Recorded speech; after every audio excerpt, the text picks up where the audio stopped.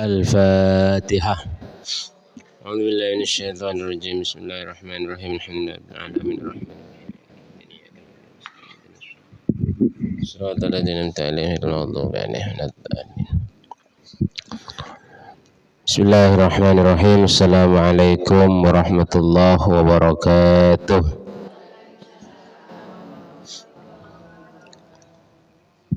Alhamdulillahi wa kafa. Wassalatu wassalamu ala nabiyyina al-mustafa Sayyidina Muhammadin ahli sidqi wal wafa wa ala alihi wa sahbihi ajma'in, amma ba'du. Alhamdulillah, ibu-ibu, bapak-bapaknya enggak ada. Oh, bapak-bapaknya menyusui. Aduh, bukan kata saya ya, kata ibu-ibu nih. Jadi saya nggak ikut-ikut kalau saya nanti di demo sama bapak-bapak nanti. Ya. Jadi alhamdulillah saya bisa bertemu kembali dengan ibu-ibu. Ya, meskipun bapak-bapaknya nggak ada karena menyusui katanya. Jadi saya sangat bersyukur. Sebenarnya sejak keberangkatannya beliau, Bapak Haji Imam, saya itu diminta untuk gantikan beliau ya. Cuman hari Minggu saya ada jadwal lain, kemudian yang kemarinnya saya bangunnya pas udah subuh. Jadi belum sahur apalagi mau berangkat ke sini. Jadi ya sudahlah. Ya. Jadi sama Mas Imron ditelepon buat ngisi. Aduh. Jadi ya udahlah. Ustadz Sofyan aja yang ngisi. Alhamdulillah beliau yang ngisi ya. Kemudian terakhir dijelaskan sama Ustadz Sofyan katanya tentang mandia. Saya ingin melanjutkan apa yang menjadi pembahasan daripada Ustadz Sofyan, dan insya Allah ibu-ibu nggak ada yang ngantuk ya. Alhamdulillah. Karena kita ini menghadapi hari, kalau kita tidak ngantuk berarti itu dengan penuh semangat. Makanya dalam suatu riwayat itu dijelaskan, dulu ada sahabat ditanya oleh Kanjeng Nabi, "Kaifa asbahtum?" Bagaimana kamu menghadapi pagimu? Gitu katanya. Kata mereka, saya menghadapi pagi ini dengan penuh senyuman. Kenapa? Saya ingin menghadapi pagi ini ingin memberikan laporan atau mengadu pada Allah bahwasanya ini saya menikmati nikmat yang Allah berikan pada saya. Baik itu nikmat sehat, nikmat rizki, nikmat bisa melihat, bisa mendengar, dan lain sebagainya. Ada lagi yang lain ditanya, bagaimana kamu menghadapi pagimu? Mereka jawab, saya hanya mengeluh pada Allah atas nasib yang aku dapatkan, katanya. Apa? Jadi mereka hanya mengeluh bahwasanya pagi saya ini saya nikmatnya kurang, apalagi saya merasa rizki yang Allah berikan pada saya itu kurang, tidak seperti yang lainnya gitu. Jadi hanya merasa mereka seolah-olah terpinggirkan atau dianaktirikan, padahal itu secara tidak langsung mereka itu menyalahkan atas takdir Allah Subhanahu wa taala. Jadi alhamdulillah saya yakin ibu-ibu ini menghadapi pagi ini dengan penuh semangat. Ya insyaallah enggak ada yang ngantuk ya. Amin. Ya, sampai akhir nanti ini. Kalau ada yang ngantuk enggak tahu nanti saya ini. Ya. Bismillahirrahmanirrahim. Sebenarnya sempat ingin saya bahas tentang tayamum. Kenapa ingin saya bahas tayamum itu? Tayamum itu kan bagian dari alat untuk kita bersuci. Untuk bersuci itu kan kita ada 4. Yang pertama wudu, kemudian mandi, kemudian tayamum, kemudian ada namanya ad-dabgh atau menyamak. Nyamak itu kalau kita membersihkan kulit-kulitnya bangkai.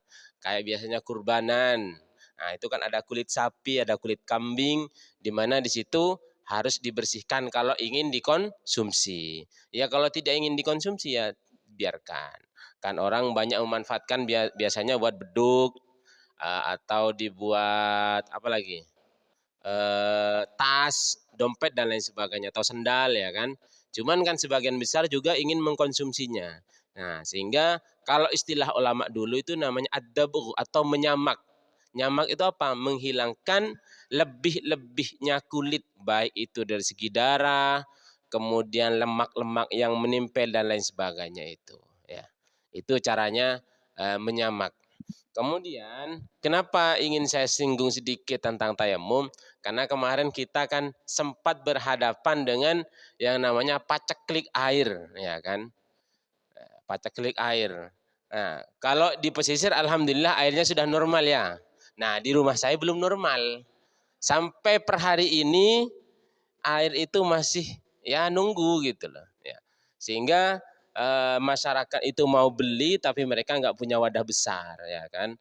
Sedangkan para penjual air itu kan biasanya bukan jualnya jerigenan tapi satu gotrok gitu tuh. Ya nggak mau kalau diecer gitu tuh. Ya. Termasuk saya akhirnya ngasuh ya ke pesisir gitu tuh. Untung saya banyak saudaranya di pesisir gitu. Alhamdulillah ya disyukurin saja. Tapi sebenarnya untuk tayamum ya, sekilas tentang tayamum ya. Untuk tayamum itu sendiri sebenarnya bukan hanya karena tidak adanya air. Memang dalam syarat tayamum itu yang pertama itu adalah tidak adanya air ya. Tidak ada air itu kita lihat kanan kiri, depan belakang dan kita sudah sempat ada keinginan mencari air itu nggak ada, oh ternyata nggak ada, maka tayamum boleh. Kemudian yang kedua masuk waktu sholat, ya kan. Kemudian yang ketiga selain karena tidak ada air itu uzur. Uzur itu bisa karena kita sakit atau kita karena ada luka di anggota wudhu sehingga kita untuk wudhu itu padahal air banyak itu tidak bisa bersentuhan dengan air, maka kita tayamum, ya kan? Atau karena contoh eh, apa namanya kita kedinginan, kalau bersentuhan dengan air bisa membuat diri kita apa namanya sakit dan lain sebagainya. Ya. Atau ada lagi contoh kalau ulama dulu mencontohkan kita mau keluar dari masjid ya, khawatir di depan masjid ini ada hewan buas misalkan. Nah, maka kita alternatifnya adalah tayamum gitu. Nah, tayamum itu apa? Tayamum itu adalah menyampaikan debu yang suci pada wajah dan tangan. Udah itu dua aja. Ya. Termasuk tata caranya yang pertama kita memukul debu ya, tapi bukan dipukul dengan keras tapi hanya ditempelkan tangan ya. Kemudian buat wajah, kemudian yang kedua kita tempelkan tangan yang kedua kalinya untuk tangan ya. Sampai sikut ya. Siku apa sikut, Bu? Sikut ya. Soalnya saya kalau menjelaskan di kelas saya kata anak-anak bukan sikut, siku katanya. Seingat saya kalau siku tuh kayak kita mau orang kusen gitu ya, bikin kayu, itu siku begini. Nah, jadi nggak ngerti lah. Itu saja. Kemudian coba sampai di sini ada pertanyaan tidak?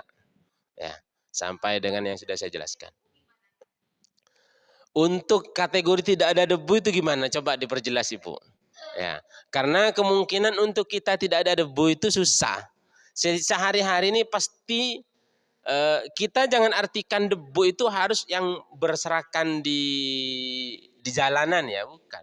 Contoh kita di nanti siang jendelanya masjid ini sudah banyak debunya sehingga kita nempelkan saja sudah cukup gitu loh di dinding-dinding ya seperti itu.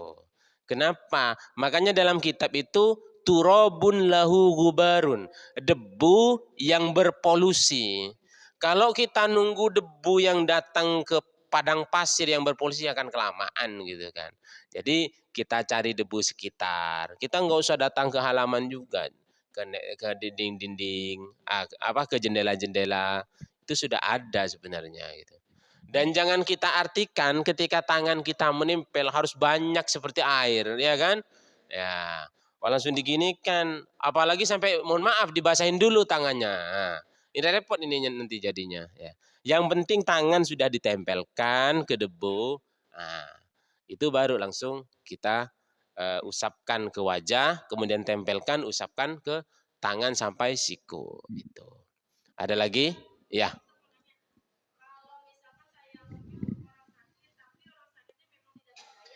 Heeh. Heeh. Iya. Heeh. Iya. Boleh. Boleh. Ya. Yang makanya dalam dalam wudhu pun ada namanya isti'anah. Kita minta tolong. Ya kan? Kita minta tolong wuduin gitu tuh. Ada. Termasuk dalam tayamum. Kita kalau nggak pakai tayamum ya apa lagi kan gitu kan. Ya, gitu. Jadi bisa ya niatnya ya tetap apa ya? Mungkinkah orang itu tidak bisa niat ya kan?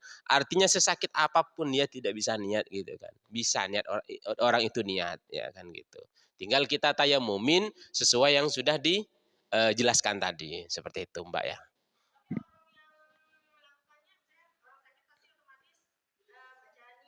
Mm-mm. Enggak, cukup dipraktekin saja. Ya, dipraktekkan saja. Kecuali kita mentayamumin jenazah. Nah, itu beda lagi. Maka ya kita niat misalkan mewuduin misalkan. Saya niat mewudui untuk jenazah misalkan si A, fardu karena Allah Ta'ala. Ya, seperti itu. Jadi kita tinggal niatkan saya tayamumin ini atau saya wuduin ini atau saya mandikan ini gitu tuh. Itu saja sih. Jadi secara praktek sama, kemudian paling niatnya hanya ada yang dirubah di tengahnya saja. Itu saja. Ada lagi? Waduh, nggak ada lagi. Saya lanjutkan. Kita pindah ke ibu-ibu tidak mau tanya tentang perban. Tidak mau tanya tentang perban. Berarti sudah paham ya? Nah, ketika perban dilihat dulu. Kalau luka itu memungkinkan untuk nyampeknya air, ya. Misalkan kita wudhu nih, ya. Sedangkan di anggota wudhu ada yang namanya luka. Maka dilihat, kalau luka itu dengan dibuka perban itu tidak apa-apa kena air, tidak sakit, maka ya dibuka mending. Ya. Kalau tidak memungkinkan dengan dibuka akan apa namanya, misalkan sakit ya maka jangan dibuka. Caranya apa? Ya kita wudhu. Ya, kita wudhu, tapi ada namanya wudhu mukammal bitayamum. Wudhu nanti disempurnakan dengan tayamum. Ada ulama yang mengatakan wudhu misalkan ada di kaki, ya, karena misalkan habis jatuh atau lain sebagainya, kita wudhu seperti wudhu pada umumnya. Kemudian nyampe di kaki, nyampe di area luka tadi, ya, maka yang luka itu jangan diapa-apain, hanya luarnya diusap dengan air. Tapi nanti dilanjutkan dengan tayamum. Ada yang bilang tayamum dulu di pertengahan, ada yang bilang tayamumnya di akhir. Nah, cuman repotnya kalau tayamum di pertengahan, anggota wudhu kita lagi basah. Ya, gitu. Jadi ada dua praktek jadinya. Ya, gitu. Bisa dipaham ya? Ya, seperti itu. Jadi dilihat tentang perbannya saja. Kalau memungkinkan dibuka ya dibuka, kalau dirasa sakit ya jangan gitu tuh. Diusap dengan air. Ya, jangan banyak airnya, cukup ya basah. Gimana kita ngusap? Gitu tuh. Gitu. Bisa dipaham ya? Dah. Kemudian kita pindah ke tentang najis ya. Karena sehari-hari pasti kita bergaul dengan yang namanya najis. Diakui atau tidak, pasti anggota badan kita ada najis, kemudian pasti anggota pakaian kita pasti najis, ya kan? Ya. Kenapa bisa seperti itu? Mohon maaf. Kita pasti ada yang namanya kencing. Pasti sekali-kali kita nginjak kotoran dan lain sebagainya. Ya. Tapi mudah-mudahan hati kita tidak kotor. Itu yang paling penting. Ya. Anggota badan boleh kotor sekali-sekali, tapi hati jangan kotor, ya kan? Apalagi kita menghadapi atau menjalankan yang namanya puasa Ramadan. Banyak faktornya. Nah, kebetulan saya nanti sambil menjelaskan tentang bagaimana hati yang kotor itu ya. Tapi jangan bilang yang di depan ini sudah bersih, tidak. Artinya saya sama-sama belajar lah, menata gitu kan ya. Jangan dikira, Ustadz udah bersih hatinya enak ya gitu kan. Enggak. Bismillahirrahmanirrahim. Faslun fi bayanin najasati. Menerangkan tentang najis. Kemudian najis itu kalau secara teori bahasa, najis itu asyai'ul mustaqdzar, yaitu sesuatu yang dianggap jijik. Secara bahasa, apa-apa yang kita anggap jijik itu najis. Ya. Cuman kadang ini kan hanya secara teori bahasa. Secara teori syariat, aslinya definisi daripada najis itu apa? Kullu ainin harumatana wuluha ahlal itlaq halatal ikhtiyar. Jadi setiap sesuatu yang haram untuk kita peroleh. Ya, kalau kita bisa. Ya. Jadi apapun itu jangan kita sentuh kalau najis barang itu. Itu namanya najis. Nah, ditambah dengan sesuatu yang dianggap jijik. Ya. Karena memang ada barang najis tapi tidak dianggap jijik. Contohnya apa? Ada yang tahu?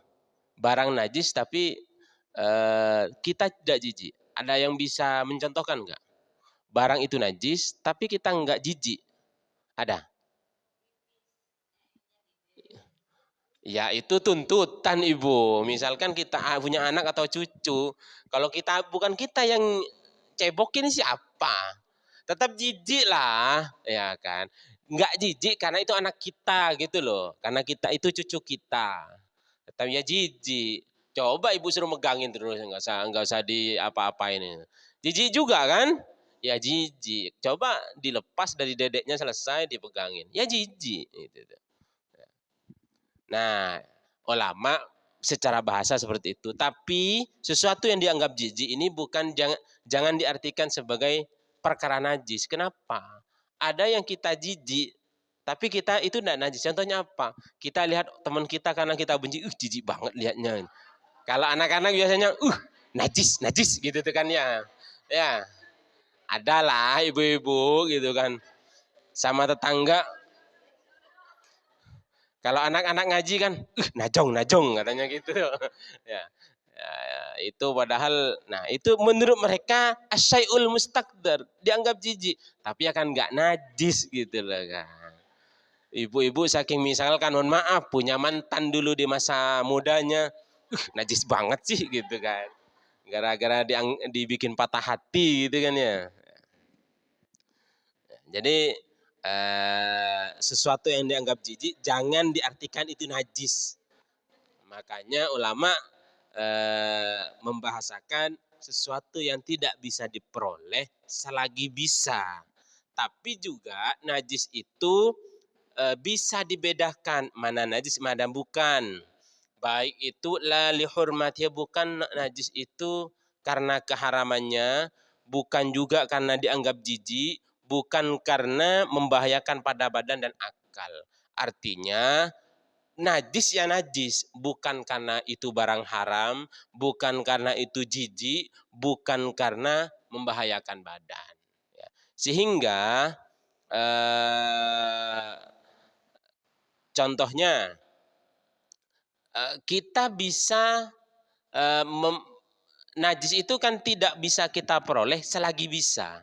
Nah, bisa kita ambil najis itu kalau darurat. Contoh ya, contoh bangkai. Kita ada di pedalaman hutan, ya kan? Kita tidak boleh makan bangkai. Tapi tidak ada lagi selain bangkai yang ada untuk kita konsumsi. Ya. Makanya kita konsumsi. Makanya Ad-daruratu tubihul mahdhura. Darurah itu bisa memperbolehkan sesuatu yang diharamkan. Ya. Tapi ya insya Allah mudah-mudahan kita nggak ada di pedalaman lah. Ya, kita ada di kota udah enak lah ya. Kemudian juga bisa dibedakan. Contohnya apa? Aklud dudi al mayyiti. Makan apa namanya? Ulat. Nah, ulat yang sudah menjadi bangkai di dalam keju atau dalam buah-buahan. Mohon maaf, misalkan kita makan apel, ya kan? Sedangkan di dalam apel itu ada bangkainya ulat misalkan. Kita nggak sadar, kita konsumsi. Nah, itu tidak apa-apa. Padahal kalau sudah bangkai, tidak boleh kita makan. Ya. Hewan kalau sudah menjadi bangkai. Kenapa? Tidak bisa dibedakan. Dan kita tidak tahu di situ ada ulat atau tidak. Itulah ya. Kemudian juga apa namanya? La lihurmatiha, juga bukan karena keharamannya. Contohnya bangkainya anak Adam, bangkainya kita nih. Ya, kita tidak dianggap najis. Ketika kita mati, mandikan, sholati, kafani, kuburin kan? Itu jasad kita. Kemudian juga bi'adamil istiqdar, tidak dianggap jijik. Apa? Al-maniyuh. Nah, ini kita baru jelas nih. Mani. Mani itu najis apa tidak? Tidak. Ya. Artinya, mohon maaf, kita keluar mani di sarung kita atau di mukena atau di apapun itu, di celana atau apapun. Nah, kemudian kita pakai untuk ibadah, tidak apa-apa. Tidak najis. Makanya orang keluar mani, wudhunya tidak batal, tapi dia wajib mandi. Ya, wajib mandi. Cuman orang mandi, misalkan, mohon maaf, kita keluar mani. Tapi wudhu kita tidak batal. Kita mau mandi. Ya kan, harus mandi kan. Dalam proses mandi, kira-kira tidak membatalkan wudhu enggak? Atau saya mau tanya ibu-ibu, bisakah mandi tanpa membatalkan wudhu? Bisakah? Pasti batal. Sedangkan kita tidak kebelet untuk apa namanya, untuk kencing atau buang air besar. Bisakah? Sedangkan air itu harus nyampe ke semua anggota badan. Bisakah? Tidak usah membatalkan wudhu. Mungkin ada satu cara, apa? Kita nyemplung ke kolam. Nah, itu mungkin bisa. Ya, atau kita misalkan bak airnya besar di rumah kita, tinggal kita nyemplung aja ke dalam. Kalau airnya memang banyak ya. Kalau airnya cuma sedikit nyemplung, apalagi ember karet, kita nyemplung langsung pecah, repot. Itu. Gimana? Nah, ntar dulu Bu, dilihat kalau airnya di bawah 2 kullah, maka nggak bisa dipakai lagi. Kalau melebihi 2 kullah ya Ibu mau pakai apa aja bisa. Aman Bu. Nah, sering kali kita kalau sudah menggunakan air, dianggap air itu sudah najis atau mustakmal, padahal tidak, ya kan? Kita selagi air itu tidak berubah, ya, kalau air itu di atas 2 kullah, maka masih bisa kita gunakan untuk wudhu dan seterusnya. Makanya kalau di kampung saya ya, orang bikin kamar mandi itu dibikin gede Bu. Jadi airnya itu dibikin apa? Bak airnya gede. Kemudian mereka gali lagi ke dalam itu. Sehingga meskipun misalkan cuma segini lebarnya, ya, tapi itu dalam ke dalam. Jadi sehingga kita nyemplung, air itu nggak akan berubah gitu loh. Ya. Dan itu juga persediaan misalkan untuk kayak musim kemarau gitu tuh Bu. Ya. Makanya untuk kita yang orang-orang di kota rata-rata paling cuma ember kecil. Nah, atau misalkan kalaupun pakai yang sudah disemen ya, itu nggak terlalu gede rata-rata kalau saya lihat tuh. Nah, sehingga kalau kita nyemplung, ya tinggal separuh jadinya. Nggak muat, untuk badan kita masuk tuh nggak muat. Nah akhirnya apa? Nah itu akhirnya memungkinkan untuk mustakmal. Meskipun kecil ya bak air itu, tapi air itu melebihi dari 2 kullah, tidak apa-apa kita wudhu ke dalam, misalkan wudhu tanpa kita ngandelin ke keran gitu ya, tidak apa-apa Ibu. Ya. Kemudian Kaidah daripada najis itu kullu ma'iin kharaja minas sabilaini najisun. Setiap sesuatu yang keluar dari jalan dua, depan belakang pasti najis. Mau keluar, kalau guru saya dulu mengistilahkan, meskipun kamu kencingnya kencing Sprite katanya, atau Coca-Cola, guru saya dulu biar ketawa di kelas itu tetap najis. Gitu. Atau dari jalan belakang kamu keluar duit tetap najis katanya itu dia. Tetap najis, keluar apapun najis. Gitu. Ya. Cuman kalau keluar benda yang memang bukan lahirnya dari kotoran, contoh kayak keluar koin lah, keluar emas batangan misalkan ya tinggal cuciin aja ya kan, misalkan. Siapa tahu ibu-ibu ada yang sakti keluarnya batangan emas itu. Kecuali illal mani, ya kecuali mani, maka itu tidak dianggap najis meskipun itu dianggap mustakdzar atau dianggap jijik oleh kita ya. Makanya kembali ke diri kita ibu-ibu ya. Kita ini padahal semualah, saya, ibu-ibu, Mas Imron di sini, kita itu dijadikannya dari apa? Min nutfatin yumna, min nutfatin amsyaj, dari mani yang hina. Adakah orang melihat mani itu senang? Ya, ibu-ibu lihat mani jijik enggak? Jijik kan? Berarti kita itu terbuat dari benda yang jijik. Tapi kita itu sombong gitu kan. Itu penyakit kita tuh. Padahal harusnya kita sadar, saya itu dari mani gitu kan. Kenapa kita harus sombong gitu loh. Pertama sebelum kita jadi diri kita ini, sebelum kita ditimang-timang bayi, kita itu masih jijik orang melihatnya gitu kan. Cuman kita udah jadi badan utuh lahir dari rahim ibu-ibu kita, nah, itu orang seneng melihatnya sampai kita sebesar ini dan sampai sesepuh ibu gitu kan. Saya kan masih muda ibu.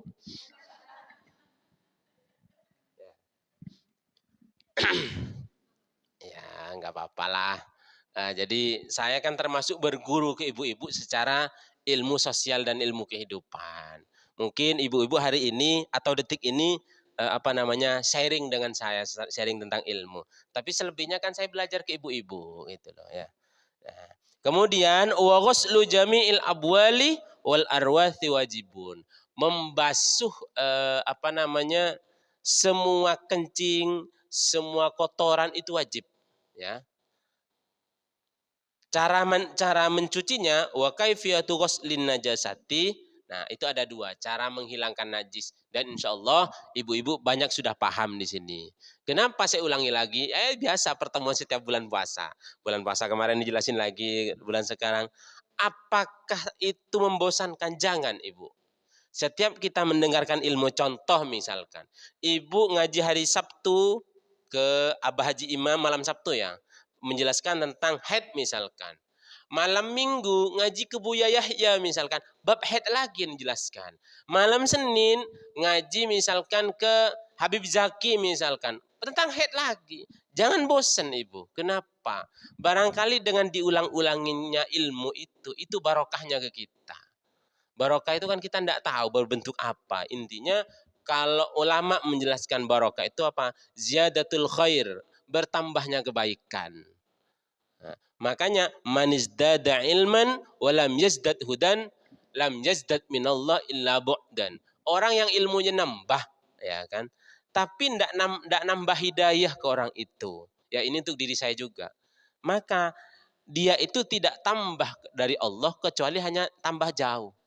Kita ini tambah pinter, tambah ilmu, sering ngaji kemana-mana.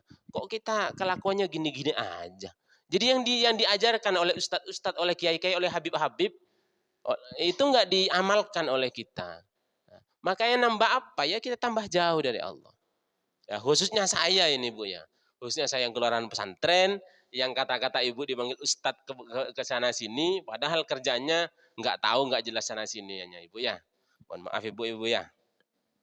Nah, kembali ke pembahasan. Jadi cara menghilangkan najis ya ada dua.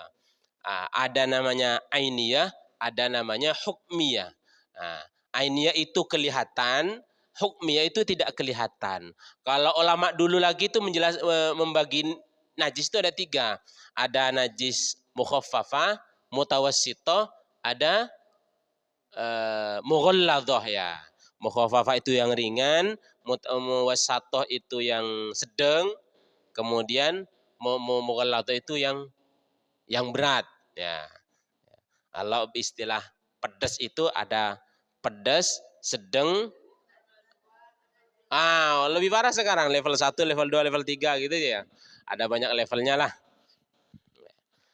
Nah, kalau di kitab Fathul Qorib itu dijelaskan ada dua, ada ainiyah, ada hukmiyah. Intinya sama, intinya saja, intinya sama, baik itu mukhaffafah, muwassatoh, kemudian mughalladhah. Baik itu hukmiyah ataupun ainiyah sama saja. Hukmiyah itu tidak kelihatan, maka cara mensucikannya cukup kita menyiramkan air sedikit, kemudian dilap sudah. Ya.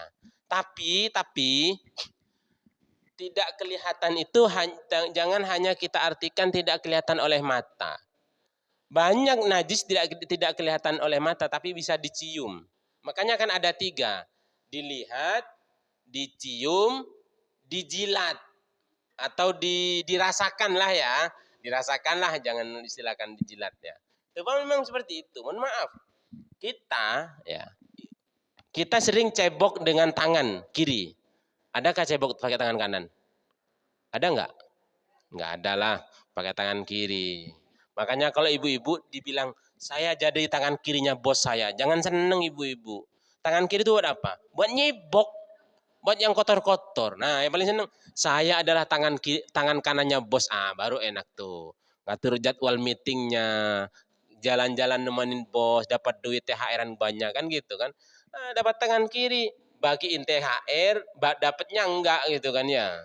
Ya, giliran apa? Ya disuruh-suruh sana. Nggak enak jadinya. Nah, kita sering cebok dengan tangan kiri. Mohon maaf ya. Sering kita kotoran itu berubah-berubah siklusnya. Kadang ke tangan kita, ya ini rada jorok pembahasannya nih. Baunya itu nggak hilang-hilang. Kadang ya kan, ibu-ibu lebih pengalaman lah daripada saya. Ya. Kadang kita nyebokin anak-anak kita, ya kan, itu ke tangan ini nggak hilang-hilang. Bahkan mohon maaf, sampai kita cuci pakai sabun nggak hilang. Ya. Ibu-ibu jangan jijik untuk jilat tangan ibu. Nggak apa-apa ibu. Guna untuk apa?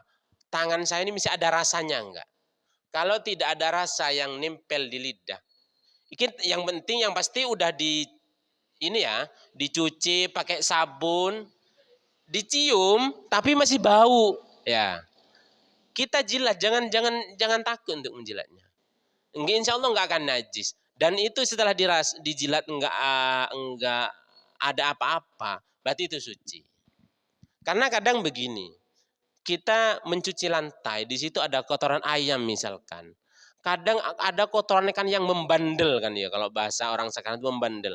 Kita udah sikat-sikatin sampai kita pakai sabun dan sebagainya, itu masih ada warnanya loh. Ya. Sedangkan dicium baunya nggak ada sudah, itu najis sudah. Itu sudah suci ibu. Yang penting kita segala tata caranya kita mensucikan itu sudah kita lakukan. Kalau najis hukmiyah kan cukup kita siramin sudah. Kalau najis ainiyah kita hilangkan rasa, warna dan baunya. Kok salah satunya masih ada? Ya masih najis. Nah, cuman kan kita ada usaha. Secara bau sudah enggak ada. Secara rasa sudah enggak ada. Tapi warna masih ada, bentuk masih ada. Kita sudah hilangkan. Berarti itu sudah suci. Asal kita sudah lakukan berbagai cara untuk menghilangkannya. Itu ibu-ibu ya.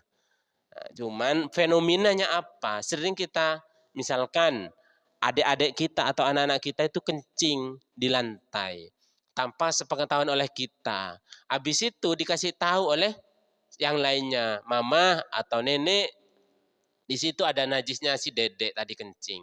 Dilihat sudah enggak ada. Maka ini sudah najis hukmiyah, cukup disiramin, dilap udah. Jangan, dilihat dulu, masih bau pesing tidak gitu tuh. Ya. Masih bau pesing, kalau dirasa sudah enggak ada ya sudah, siram pakai air, lap sudah ibu-ibu ya. Itu tentang najis. Sampai di sini ada pertanyaan nggak ibu-ibu? Najis ibu, najis, tetap najis. Ya.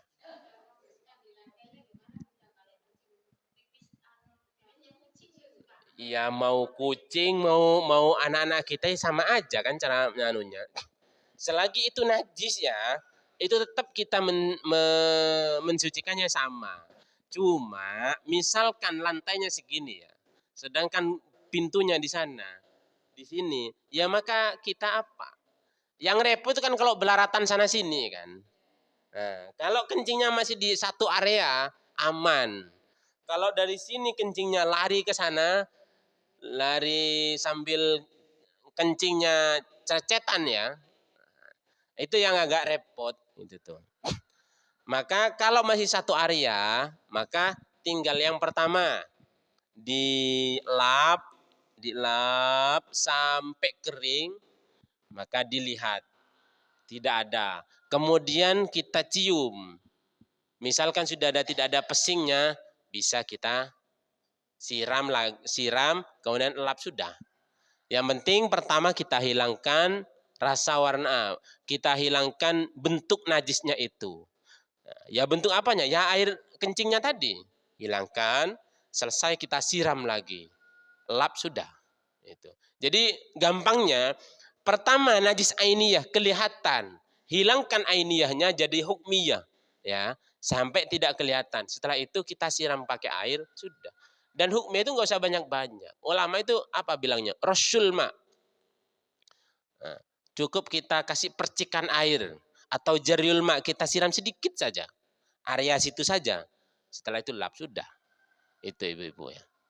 Nah, cuman memang yang repot tadi itu kalau belaratan lari-lari. Ya mau nggak mau kita harus teliti satu-satu tempatnya itu. Ya. Cuman kita jangan dikalahkan oleh rasa was-was.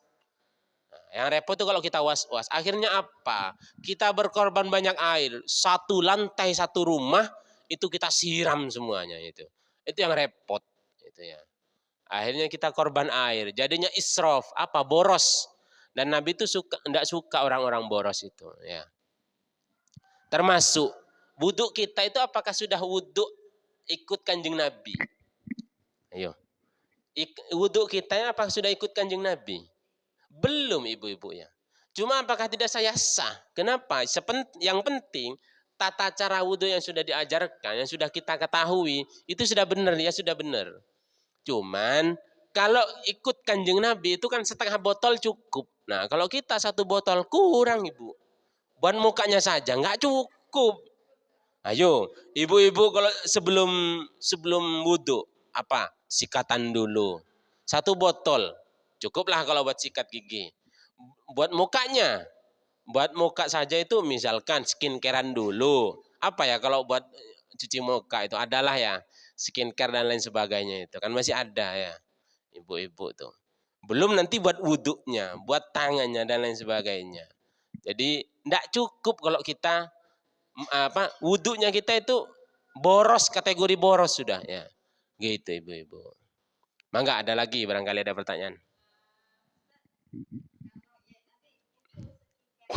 Ya. Skin. Ya sah ibu. Kalau kita punya wudhu sah. Ibu mohon maaf, setebal 1 senti misalkan tetap sah ibu. Hah? Nah yang repot kalau kita batal wudhunya. Contoh ibu lagi didandan di make over nih, di make up setebal mungkin ya. Maka dilihat kalau kiranya air itu nyampe lewat bukan pori-pori ya, lewat sela-sela bedak tadi, maka tidak usah dilepas bedaknya. Yang repot kalau bedaknya itu yang susah tuh ya. Karena rata-rata make upnya pengantin tuh ya kan yang ini, yang tebel, ya, anti air. Sehingga meskipun kena air kan air itu lewat aja gitu tuh. Nah itu harus dilepas itu. Kalau perlu dikerik gitu, gitu ya. Ya. Iya.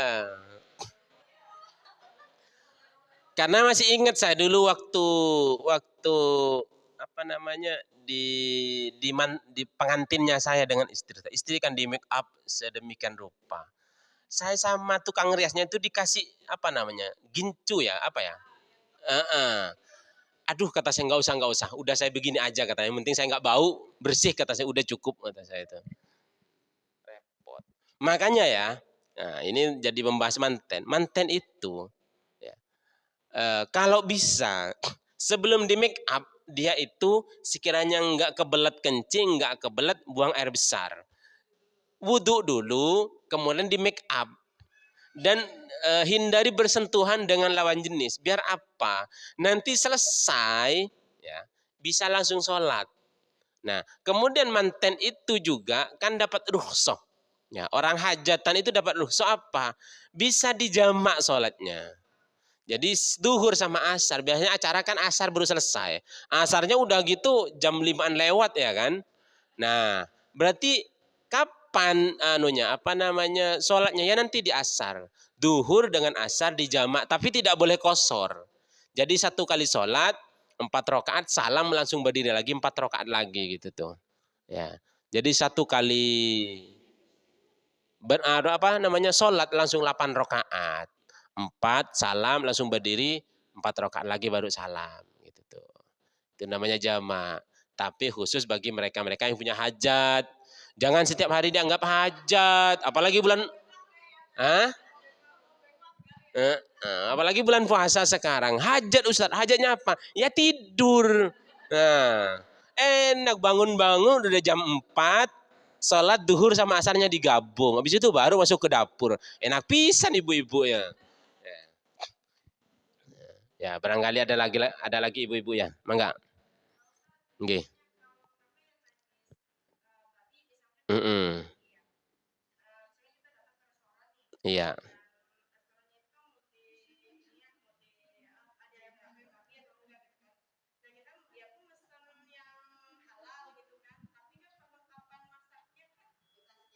Heeh. Mm-mm. Maka begini, kita sebagai pembeli kita tidak tahu dapurnya seperti apa. Higienis misalkan, atau mereka serabutan, atau misalkan apa? Kalau perindavan ya. Nah, jadi kita tidak tahu. Kemudian di sana itu multi makanan ada ya kan? Semua makanan ada, mau yang halal mau yang haram. Maka kalau kita masuk, sebenarnya alternatif paling idealnya apa? Ya ketika di sana itu sudah ada makanan dirasa ada yang haram, maka kita jangan masuk.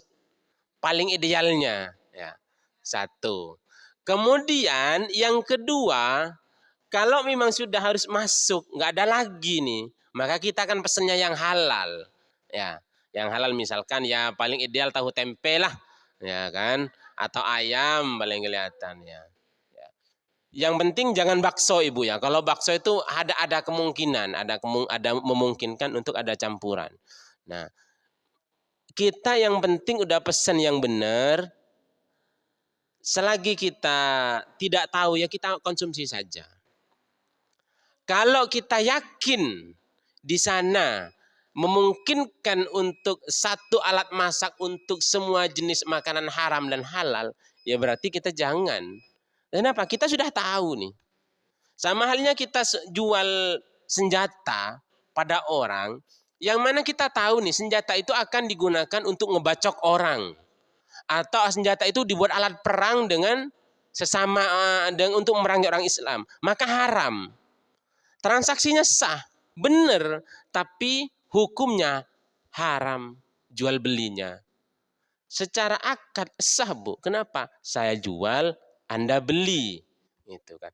Tapi hukumnya haram, uang yang dihasilkan ya haram otomatis gitu tuh. Kenapa? Kita tahu ini senjata yang saya jual oleh mereka akan digunakan. Waduh, ini bawa rezeki banyak ini nih. Amin ya. Iya pagi. Ya Allah kan lagi bagi-bagi rezeki banyak buat kita nih. Ya, apalagi ibu-ibu sekarang bahagia ngadepin hari ini ya. Iya. Jadi nyampe kemana ngobrolnya ini?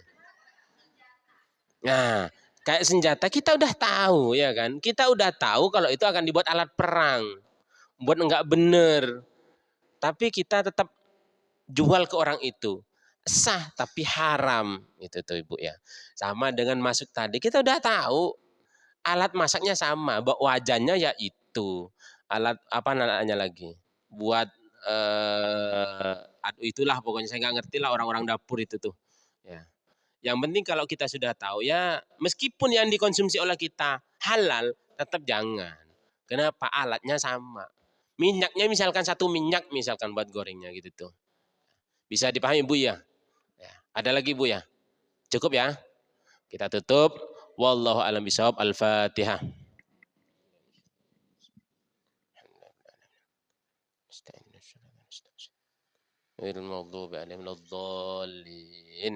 Akhirul kalam, mohon maaf yang sebesar-besarnya. Wassalamualaikum warahmatullahi wabarakatuh.